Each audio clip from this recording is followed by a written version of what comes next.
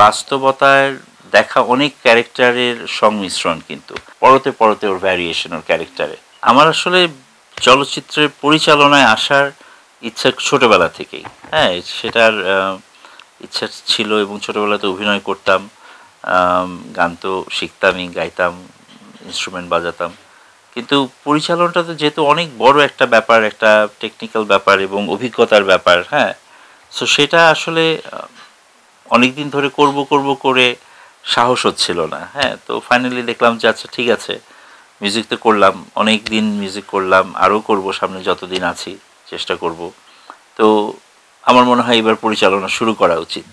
তো সেই সব কিছু থেকেই আসলে করা এটা। আসলে এই ছবিটার কাহিনীও আমার, কাহিনী, সংলাপ, চিত্রনাট্য সবই আমিই করেছি।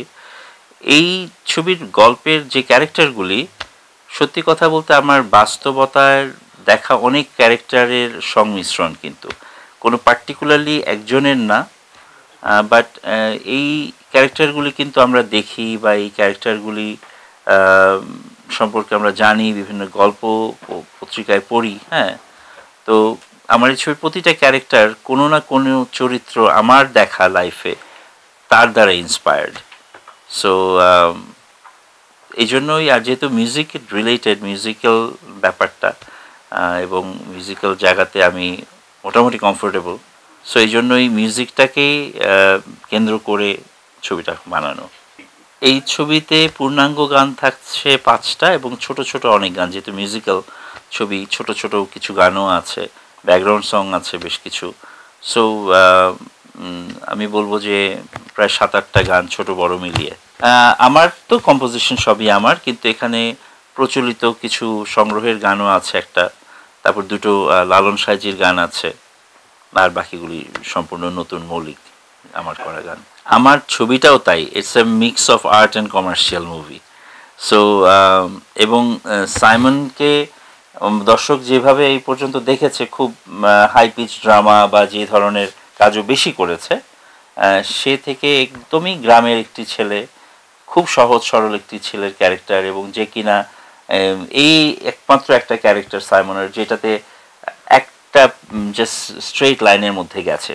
এটার ও প্রথমে ছবির প্রথম থেকে যেরকম ছিল, ছবির শেষ পর্যন্ত ও ঠিক ওই রোলটাই ও প্লে করেছে। কিন্তু যেমন নীলার এই ছবিতে পরতে পরতে ওর ভ্যারিয়েশন ওর ক্যারেক্টারে, দিনার ভাইয়ের ক্যারেক্টারে ভ্যারিয়েশন আছে, কিন্তু সাইমনের ক্যারেক্টারটা একদম স্ট্রেইট লাইনের মতো গিয়েছে এবং এত সুন্দরভাবে ও ধরে রেখেছে ওর অভিনয়ের জায়গা থেকে, অসাধারণ।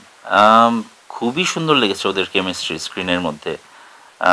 ওদের আমার সম্প্রতি একটি গান, তোমারও প্রেমের টানে, গানটি রিলিজ হয়েছে এবং আমি এত প্রশংসা পাচ্ছি, এবং সবাই সাইমন এবং নীলার এই কেমিস্ট্রিটা, অনস্ক্রিন কেমিস্ট্রিটা খুব প্রশংসা করছে। আমার যা এক্সপেকটেশন সরি আবার বলি, আমার যে এক্সপেকটেশন ছিল নীলার কাছ থেকে, এটা আমি বললে বাড়িয়ে বলা হবে না। এটা আর্ট ফর্মে খুব কমই হয় যে এক্সপেকটেশনকে ছাপিয়ে যাওয়া, এবং নীলা সেটা করতে পেরেছে।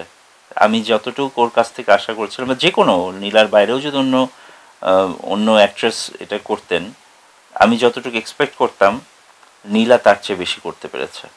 সো নীলাকে ছাপিয়ে গেছে এবং আমার এক্সপেকটেশনকে ছাপিয়ে গেছে।